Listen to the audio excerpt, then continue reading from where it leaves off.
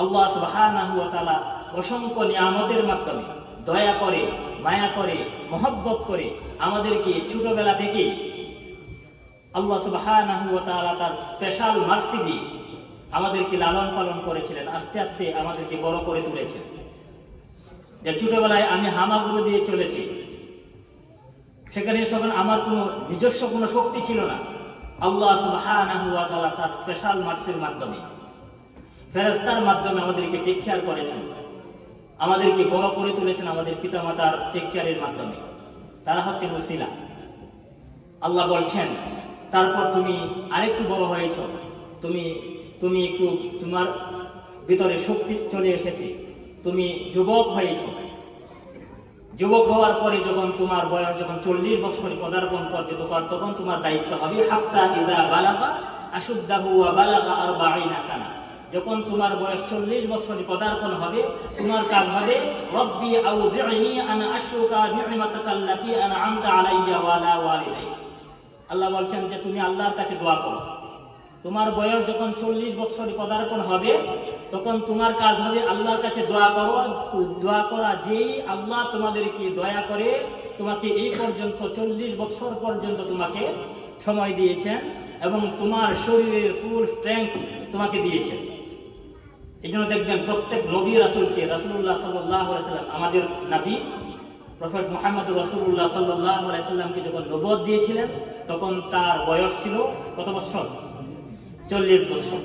অর্থাৎ একজন মানুষের বয়স যখন 40 হয়, তখন তার ভিতরে ম্যাচুরিটি আসে এবং সে তার মধ্যে কি মানে জ্ঞানের পরিপক্কতা আসে, মেধার পরিপক্কতা আসে। আল্লাহ সুবহানাহু ওয়া তাআলার পক্ষ থেকে যে মেসেজগুলো মানুষকে দেওয়া প্রয়োজন, এই মেসেজ দেওয়ার জন্য যেটুকু শক্তি, সামর্থ্য, জ্ঞান, মেধার প্রয়োজন হয়, এই মেধা আল্লাহ রাব্বুল আলামিন পরিপূর্ণ করে দেন যখন একজন ব্যক্তি 40 বছর বয়সে পদার্পণ করে। এই জন্য রাসূল সাল্লাল্লাহু আলাইহি সাল্লামকে 40 বছর বয়স হওয়ার পরে তার উপর কোরআন নাজিল করেছেন। এর আগ পর্যন্ত রাসূলের উপর কোরআন নাজিল করেন না। এই জন্য আল্লাহ পাক বলছেন 40 বছর বয়স যখন তুমি পদার্পণ করবে, এটা আল্লাহর পক্ষ থেকে একটি দয়া, এটা আল্লাহ মহব্বত করে তোমাকে এই পর্যন্ত নিয়ে এসেছেন।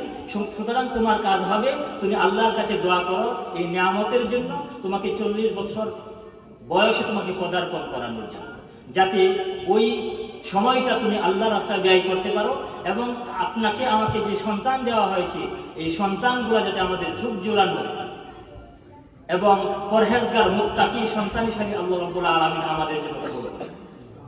এজন্য মুহতারাম হাজিরিন, after that Rasul Allah subhanahu wa ta'ala mentioned that when you respect your parents, then how you respect? Allah mentioned immediately hatta the waqfid lahuma janaha dhulli min ar-rahmah wa qur rabbi irhamhuma kama rabbayani saghira. Allah subhanahu wa ta'ala said, the Lord to them the wings of submission and humility through mercy, and say wa qur rabbi irhamhuma kama rabbayani saghira. Oh my Lord, be kind to them, be kind to my parents and have mercy on them as they brought me up the childhood, from the childhood. এই জন্য আমরা আমাদের পিতামাতাকে আমাদের অন্তর থেকে ভালোবাসি কিনা, এই অন্তর থেকে রেসপেক্ট করে কিনা, আল্লাহ এই ব্যাপারেও আল্লাহ রাব্বুল আলামিন অবগত আছেন। এই জন্য বলছেন যে তোমার পিতামাতাকে শুধু লোক দেখানো ভালোবাসা, লোক দেখানো take care, don't take care your parents just show off to people. Allah subhanahu wa ta'ala says that you take care your parents and respect your parents from your heart. Waqfid lahuma janaha dhulli min ar-rahmah. The lower to them the wings of submission and humility, and respect them from your heart, not just show off people. The people say the good child, that's why I take care of them and respect them. No, you have to take care of them, respect them from your heart. That's why Allah said waqfid lahuma janaha dhulli min ar-rahmah, and make dua for your parents. Aqul rabbi irhamhuma kama rabbayani saghira. দেন সে আল্লাহ সুবহানাহু ওয়া তাআলা রাব্বুকুম আ'লামু বিমা ফি নুফুসিকুম in তাকুনু সালিহিনা ফা ইন্নাহু কানা লিল আওয়াবিনা গফুরা। যে আল্লাহ তোমার অন্তরের ব্যাপারে অবগত আছেন, তুমি তাদেরকে অন্তর থেকে করছো কিনা, ভালোবাসছো কিনা, তাদের জন্য টেক কেয়ার করছো কিনা। তুমি $100 প্রেরণ করেছ যে মানুষ বলুক যে আমি বাবাকে টেক কেয়ার করছি, আমার মাকে টেক কেয়ার করছি, একটা সমাজকে দেখানোর জন্য সমাজের মানুষ আমাকে বলুক যে আমার বাবাকে আমি কি সঠিক মতো টেক কেয়ার করছি। ন, আল্লাহ বলছেন এই ব্যাপারেও তুমি যদি এরকম চিন্তা চেতনা তোমার অন্তরের মধ্যে লালন করো, এই ব্যাপারে আল্লাহ পাক রব্বুকুম আ'লামু বিমা ফি নুফুসিকুম, যে তোমাদের অন্তরের মধ্যে কি লুকায়িত আছে, তুমি কি উদ্দেশ্য তোমার পিতা মাতাকে তুমি লালন পালন করছো, টেক কেয়ার করছো, সেই ব্যাপারেও আল্লাহ রাব্বুল আলামিন অবগত। তারপর বলছেন ইন তাকুনু সালিহিনা ফা ইন্নাহু লিল আওয়াবিনা।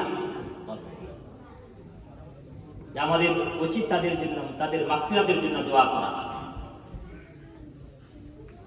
তাদেরকে অন্তর থেকে কি রিয়েলি অন্তর থেকে তাদেরকে রেসপেক্ট করা। এজন্য মুহতারাম হাজিরিন, আল্লাহ রাব্বুল আলামিন আমাদেরকে আমাদের পিতা মাতার সুসন্তান হওয়ার তৌফিক দান করুন, আমাদেরকে তাদেরকে সঠিক মতো টেক কেয়ার করার তৌফিক দান করুন। এই জন্য আল্লাহ পাক বলছেন যে আমাদের সন্তানকে যদি আমরা রাইটাস সান, রাইটাস ডটার অর্থাৎ নেক সন্তান বানাতে চাই, আল্লাহ রাব্বুল আলামিন সূরা কাহাফের 82 নম্বর আয়াতে বলছেন যে যদি কোনো ব্যক্তি তার সন্তানকে নেক সন্তান বানাতে চায় তাহলে সর্বপ্রথম নিজেকে নেককার বান্দা হতে হবে, নেক বান্দা হতে হবে। আসহাবে কাহাফের একজন ব্যক্তি ছিলেন, আমরা জানি যে এই আসহাবে কাহাফের ওই ব্যক্তি যে খুবই নেককার ছিলেন। তিনি মারা যাওয়ার পর আল্লাহ সুবহানাহু ওয়া তাআলা তার গায়েবী মদদের মাধ্যমে তার এতিম সন্তানদের সম্পদকে রক্ষণাবেক্ষণ করেছিলেন, একটা প্রাচীরের নিচে গুপ্তধনকে রক্ষণাবেক্ষণ করেছিলেন। হযরত খিজির আলাইহিস সালাতু ওয়াস সালাম, হযরত মুসা আলাইহিস সালাতু ওয়াস সালামের ঘটনা এখানে এসেছে, এবং সেখানে কিভাবে আল্লাহ রাব্বুল আলামিন একজন পিতা, একজন মাতা তার সন্তানকে কিভাবে লালন পালন করবে, তার প্যারেন্টিং সিস্টেমটা আল্লাহ রাব্বুল আলামিন এখানে এক্সপ্লেইন করেছেন। এবং ওই পিতা যদি নেককার হয়, সৎ বান্দা হয়, নেক বান্দা হয়, আল্লাহ রাব্বুল আলামিন গায়েবী মদদের মাধ্যমে আল্লাহ নিজে স্বয়ং ওই সন্তানের রক্ষণাবেক্ষণের দায়িত্ব এবং তার সম্পদ রক্ষণাবেক্ষণের দায়িত্ব আল্লাহ রাব্বুল আলামিন নিজে নেবেন। এই কথা সূরা কাহাফের 82 নম্বর আয়াতের মধ্যে উল্লেখ করেছেন যে ওই সন্তানদের, এই এতিম সন্তানদের গুপ্তধন আল্লাহ রাব্বুল আলামিন প্রাচীরের নিচে রক্ষণাবেক্ষণ করেছিলেন। এবং তারা যখন বালেগ হয়েছিলেন, বালেগ হওয়ার পরে আল্লাহ রাব্বুল আলামিন হযরত মুসা আলাইহিস সালাতু ওয়াস সালাম এবং খিজির আলাইহিস সালাতু ওয়াস সালামের ওই ঘটনার মাধ্যমে তারা বালেগ হওয়ার পরে আল্লাহ রাব্বুল আলামিন তাদেরকে তাদের সম্পদ তাদের হাতে পৌঁছে দিলেন। এর আগ পর্যন্ত এই গুপ্তধন মাটির নিচে আল্লাহ রাব্বুল আলামিন রক্ষণাবেক্ষণ করেছিলেন। এবং বলছেন যে যখন তারা দুটি এতিমের কথা আল্লাহ রাব্বুল আলামিন এই আয়াতের মধ্যে বর্ণনা করেছেন, যেহেতু আমাদের সময় নেই, বিস্তারিত এই আয়াতের ব্যাখ্যা করার সময় আমাদের নেই, এজন্য আসল আমার সন্তানকে নেককার বানানোর পূর্বে, আমার সন্তানকে নেককার বানানোর পূর্বে আমি নিজেকে নেককার সৎ বান্দা হতে হবে। যদি এটা করতে পারি, এই সূরা কাহাফের এই 3টি আয়াতের অনুসারে আল্লাহ রাব্বুল আলামিন আমাদের সন্তানদের সম্পদকে রক্ষণাবেক্ষণ করবেন। আল্লাহ রাব্বুল আলামিন নিজ হাতে আমাদের সন্তানের রক্ষণাবেক্ষণের দায়িত্ব স্বয়ং আল্লাহ রাব্বুল আলামিন নেবেন।